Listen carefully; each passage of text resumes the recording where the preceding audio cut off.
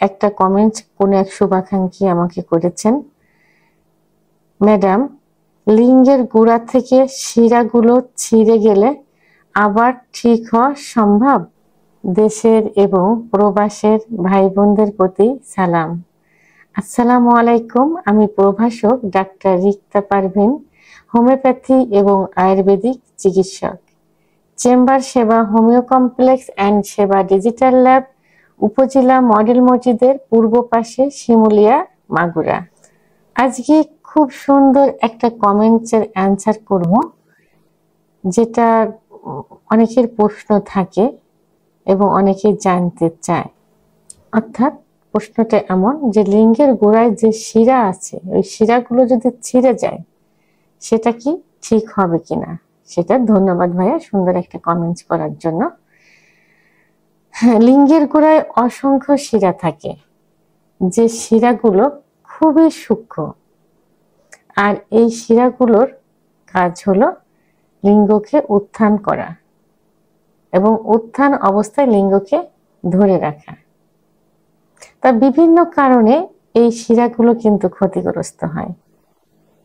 এর অন্যতম কিছু কিছু কারণ হলো, যেমন বিছানায় ঘর্ষণ দিয়ে বীর্যপাত। লিঙ্গ যখন উত্থান হয়, সেক্স উত্তেজনা যখন আসে এবং যখন উত্থান হয়, তখন অনেকেই দেখা যায় বালিশে, কোল বালিশে বিছানায় ঘর্ষণ দিয়ে বীর্যপাত করে।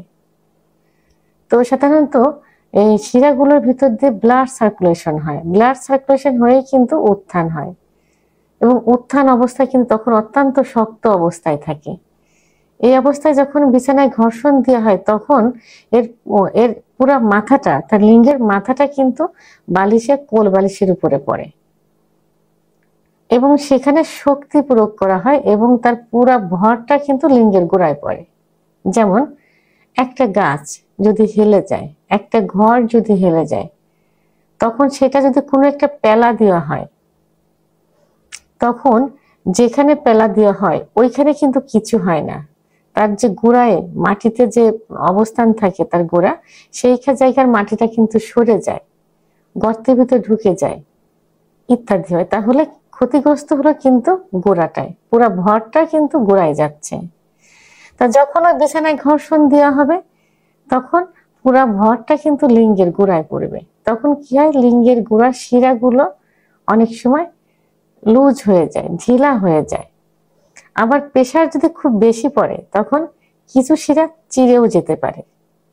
তো যখন ছিঁড়ে যায়, তো ওই যে ছিঁড়ে যাওয়া যে শিরাগুলো, এটা যেহেতু অত্যন্ত সূক্ষ্ম, এটা ওখান থেকে আলাদাভাবে মাথাগুলো জয়েন্ট হয়ে যায়,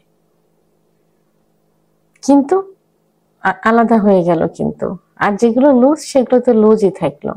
তার সঙ্গে সঙ্গে কিন্তু এর ফলাফলটা পাওয়া যায় না। এটা আস্তে আস্তে কি হয়, লিঙ্গে উত্থানজনিত সমস্যায় পরিণত হয়। এতে দেখা যায় যে লিঙ্গের যখন উত্থান হয়, লিঙ্গের সামনের দিকে শক্ত থাকে। অনেকে কিন্তু বলে যায় সামনে শক্ত আছে, সহবাসে গেছি, গোড়ায় আর বল পাই না।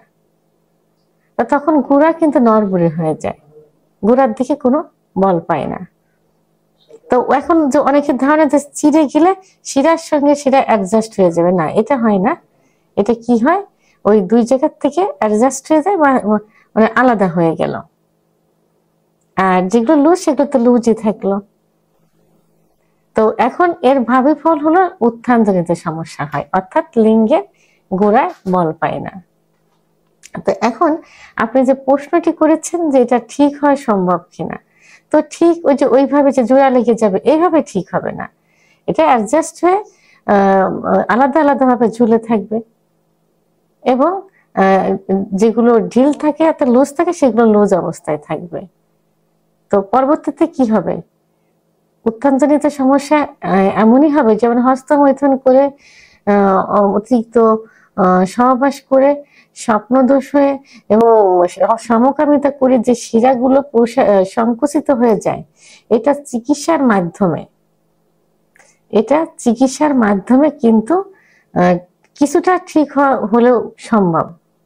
অর্থাৎ সেটা আবার প্রসারিত হবে এবং ব্লাড সার্কুলেশন বেড়ে যাবে, লিঙ্গ কিন্তু শক্ত হবে। কিন্তু গোড়ার দিক থেকে যদি চিড়ে যায়, তো চিড়ে যায় তাহলে তো ওটা একসঙ্গে অ্যাডজাস্ট হবে না, অর্থাৎ আলাদা আলাদা হয়ে যাবে।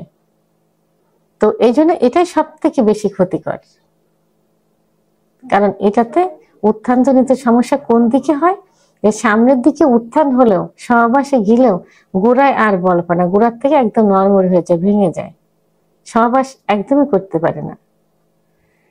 ভিডিওটি সম্পর্কে যদি কোনো মতামত থেকে থাকে অবশ্যই কমেন্টের মাধ্যমে জানাবেন। আর ভিডিওটি ভালো লাগলে লাইক, কমেন্ট, সাবস্ক্রাইব করে আমার সঙ্গে থাকুন। আল্লাহ হাফেজ।